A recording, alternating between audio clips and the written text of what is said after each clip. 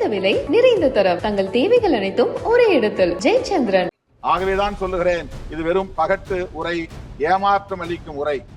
பட்ஜெட்டும் அந்த நிதிநிலை அறிக்கையும் சரி, குடியரசுத் தலைவர் உரையும் சரி, நம்பிக்கை ஊட்டுவதாக இல்லை. 25 கோடி மக்களை வறுமையிலிருந்து மீட்டிருப்பதாக சிலாகித்து பேசியிருக்கிறார் குடியரசுத் தலைவர்.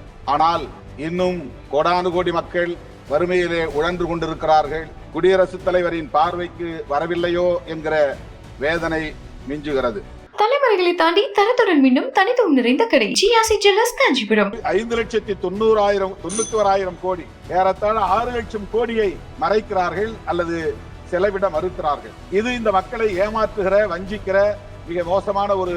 No, I have given you 2 minutes more than I have given you 2 minutes more than what is allotted to you. இது திட்டமிட்டு சிறுபான்மையினரின் கல்வியை அழித்தொழிக்கக்கூடிய, சிதைக்கக்கூடிய, அவர்களை இருட்டிலே தள்ளக்கூடிய ஒரு மோசமான சதி முயற்சி. எக்ஸ்க்ளூசிவ் அரசியல் அப்டேட்களை தெரிந்து கொள்ள மின்னம்பலம் சேனலை சப்ஸ்கிரைப் செய்யுங்க. மாண்புமிகு அவைத் தலைவருக்கு வணக்கம். குடியரசுத் தலைவரின் உரை மீதான நன்றி தெரிவிக்கும் தீர்மானத்தில் உரையாற்றக்கூடிய இந்த அரிய வாய்ப்பை எனக்கு வழங்கியமைக்காக முதலில் என்னுடைய நன்றியை உரித்தாக்குகிறேன். மேதகு குடியரசுத் தலைவர் அவர்களின் உரை பட்ஜெட்டுக்கான ஒரு முன்னோட்ட அறிக்கை என்று நாம் கூறலாம். நிதிநிலை அறிக்கையில் இந்த அரசு என்ன அறிவிக்கப் போகிறது என்பதை முன்கூட்டியே அறிவிக்கக்கூடிய ஒரு உரையாக குடியரசுத் தலைவரின் உரை அமைவது இயல்பானது. அந்த வகையிலே பார்க்கிற போது பட்ஜெட்டும் அந்த நிதிநிலை அறிக்கையும் சரி, குடியரசுத் தலைவர் உரையும் சரி, நம்பிக்கை ஊட்டுவதாக இல்லை. பட்டியல் சமூகத்தினர், பழங்குடியினர், சிறுபான்மையினர், இதர பிற்படுத்தப்பட்ட வகுப்பினர் உள்ளிட்ட விளிம்புநிலை மக்களுக்கு மிகுந்த ஏமாற்றத்தை அளிக்கும் உரையாக குடியரசுத் தலைவரின் உரை அமைந்திருக்கிறது என்பதை வேதனையோடு நான் குறிப்பிட கடமைப்பட்டிருக்கிறேன். அவற்றில் பல குறிப்புகளை நான் சுட்டிக்காட்ட விழைகிறேன்.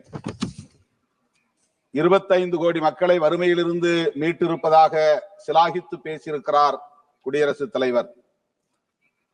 ஆனால் இன்னும் கோடானு கோடி மக்கள் வறுமையிலே உழன்று கொண்டிருக்கிறார்கள், விலைவாசி உயர்வால் அல்லல் பட்டுக் கொண்டிருக்கிறார்கள் என்பது குடியரசுத் தலைவரின் பார்வைக்கு வரவில்லையோ என்கிற வேதனை மிஞ்சுகிறது. 3 கோடி வீடுகளை புதிதாக கட்டப்போவதாகவும் பெருமை பொங்க கூறியிருக்கிறார் குடியரசுத் தலைவர் அவர்கள். கடந்த பட்ஜெட்டின் போது, கடந்த கூட்டத்தொடரின் போது குடியரசுத் தலைவர் அறிவித்த பல அறிவிப்புகளை இந்த கூட்டத்திலும் அறிவித்திருக்கிறார்.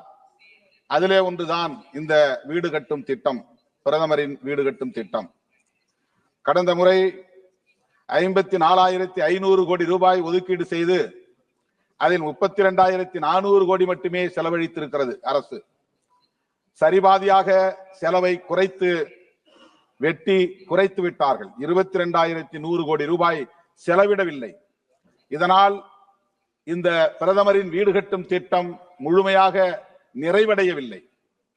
ஆங்காங்கே தொடங்கிய பணிகள் அப்படியே கிடக்கின்றன.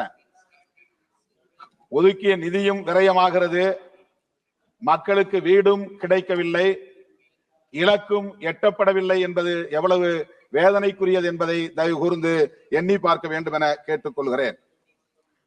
ஒரு யூனிட்டுக்கு, அதாவது ஒரு வீடு கட்டுவதற்கு இந்திய ஒன்றிய அரசு 1,20,000 ரூபாய் தான் பொறுப்பேற்கிறது. 40% மாநில அரசு பொறுப்பு. அந்த வகையிலே 70,000 ரூபாயும் கூடுதலாக 50,000 ரூபாயும் என 1,20,000 ரூபாய் மாநில அரசு தருகிறது. அத்துடன் மன்ரேகா திட்டத்தின்படி, 100 நாள் வேலை திட்டத்தின்படி ஒரு 27,000 ரூபாய்க்கான பொறுப்பையும் மாநில அரசு ஏற்றுக்கொள்கிறது. 280 சதுர அடியிலே வீடு கட்டுவது என்கிற நிலையில் வெறும் 2,67,000 ரூபாயில எப்படி கட்டி முடிக்க முடியும் என்பதை தயவு கூர்ந்து எண்ணி பார்க்க வேண்டும். ஆகவேதான் சொல்லுகிறேன், இது வெறும் பகட்டு உரை, ஏமாற்றம் அளிக்கும் உரை. ஒரு சதுர அடிக்கு குறைந்தது 2,000 ரூபாய் என்று எடுத்துக்கொண்டால் கூட 280 சதுர அடிக்கு குறைந்தது 5 லட்சம் ரூபாய் தேவைப்படுகிறது. தமிழகத்திலே மாண்புமிகு முதல்வர் அவர்கள் கலைஞரின் கனவு திட்டம் என்கிற பெயரில் 5 லட்சம் ரூபாய் மதிப்பீட்டிலே வீடு கட்டி தரப்படுகிறது. மாநில அரசு அந்த பொறுப்பை ஏற்றிருக்கிறது.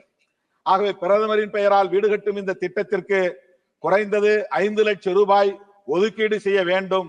அதனை முழுமையாக கட்டி முடிப்பதற்குரிய அனைத்து பணிகளையும் கண்காணிக்க வேண்டும், ஆவண செய்ய வேண்டும் என்று இந்த நேரத்திலே நான் வலியுறுத்த கடமைப்பட்டிருக்கிறேன். அடுத்து மிக முக்கியமாக பட்டியல் சமூகத்தினருக்கென்று துணை திட்டம் உள்ளது, பழங்குடியினருக்கும் துணை திட்டம் உள்ளது. SC SP என்று சொல்லப்படக்கூடிய அந்த சப் பிளான், அதன்படி பார்க்கிற போது மக்கள் தொகை கணக்கின்படி 15% அளவில் நிதியை பட்டியல் சமூகத்தினருக்கு என்று ஒதுக்கீடு செய்ய வேண்டும். 7.5% பழங்குடியினருக்கு என்று ஒதுக்கீடு செய்ய வேண்டும். அதுதான் துணை திட்டத்தின் அடிப்படையாகும். 50,65,000 கோடி நம்முடைய செலவு திட்டம் இந்த அரசு அறிவித்திருக்கிறது. அதிலே 15% என்று எடுத்துக்கொண்டால் 7,59,081 கோடி ஒதுக்கீடு செய்ய வேண்டும். அதுதான் நியாயமானது. ஆனால் வெறுமனே 1,68,478 கோடி ரூபாய் மட்டுமே ஒதுக்கீடு செய்து அவர்கள் 5,91,000 கோடி, ஏறத்தாழ 6 லட்சம் கோடியை மறைக்கிறார்கள் அல்லது செலவிட மறுக்கிறார்கள். இது இந்த மக்களை ஏமாற்றுகிற, வஞ்சிக்கிற மிக மோசமான ஒரு நடவடிக்கை என்பதை தெரிவித்துக் கொள்கிறேன். அதே போல்தான் பழங்குடியினருக்கும் ஏமாற்றப்படுகிறது. மிக முக்கியமான இன்னொன்றையும் நான் குறிப்பிட்டு முடிக்க விரும்புகிறேன். போஸ்ட் மெட்ரிக் ஸ்காலர்ஷிப் பட்டியல் சமூகத்தினருக்கும் பழங்குடியினருக்கும் சிறுபான்மையினருக்கும் pre matric scholarship, post matric scholarship என்று கல்வி உதவித்தொகை வழங்கப்படுகிறது. கடந்த பட்ஜெட்டில் 6,360 கோடி ரூபாய் ஒதுக்கீடு செய்யப்பட்டது. ஆனால் 760 கோடி ரூபாயை செலவு செய்யவில்லை. ஓவர்சீஸ் கடல் கடந்து படிக்கக்கூடிய மாணவர்களுக்கான ஸ்காலர்ஷிப் மிக சொற்பமாக ஒதுக்கீடு செய்யப்பட்டிருக்கிறது. இது இந்த மக்களுக்கு செய்யப்படுகிற ஒரு ஓரவஞ்சனை என்பதை நான் தெரிவித்துக் கொள்கிறேன். மிக முக்கியமாக சிறுபான்மை சமூகத்தினரை சார்ந்த மாணவர்களுக்கு ப்ரீ மெட்ரிக் ஸ்காலர்ஷிப் போன முறை 326 கோடி ரூபாய், இந்த முறை அந்த 326 கோடி ரூபாயில் வெறும் 90 கோடி தான் செலவு செய்திருக்கிறார்கள். இப்போது 195 கோடி தான் ஒதுக்கீடு செய்யப்பட்டிருக்கிறது. இது ப்ரீ மெட்ரிக். போஸ்ட் மெட்ரிக் ஸ்காலர்ஷிப்பில் கடந்த முறை 1,145 கோடி, அதிலே வெறும் 344 கோடி தான் செலவு செய்யப்பட்டிருக்கிறது. இப்போது அதையும் 700 கோடி குறைத்து 413.9 கோடி தான் ஒதுக்கீடு செய்யப்பட்டிருக்கிறது. இது திட்டமிட்டு சிறுபான்மையினரின் கல்வியை அழித்தொழிக்கக்கூடிய, சிதைக்கக்கூடிய, அவர்களை இருட்டிலே தள்ளக்கூடிய ஒரு மோசமான சதி முயற்சி என்பதை இந்த நேரத்தில் நான் சொல்லிக்கொள்ள கடமைப்பட்டிருக்கிறேன். குடியரசுத் தலைவர் உரை பாஜக அரசை பாராட்டுகிற வெறும் பகட்டுரையாகத்தான் இருக்கிறதே தவிர ஒரே முடித்துக் கொள்கிறேன். No, I have given you 2 minutes more than I have given you 2 minutes more than what is allotted to you. Thank you. Please go ahead. என்பதை சொல்லி இந்த வாய்ப்புக்கு நன்றி கூறி முடிக்கிறேன்.